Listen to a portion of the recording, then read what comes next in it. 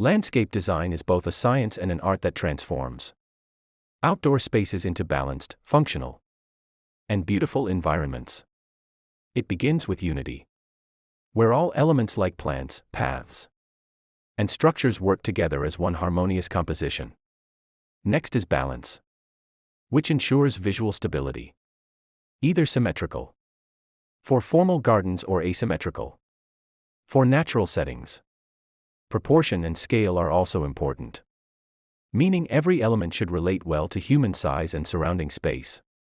Rhythm and repetition guide the eye smoothly through the landscape. Using repeated plants, colors, or shapes, focal points are used to draw attention, such as a fountain, sculpture, or a standout tree. Finally, simplicity ensures the design is not overcrowded and remains easy to understand and enjoy. Together, these principles help designers create landscapes that are not only visually appealing but also peaceful, practical, and connected to nature.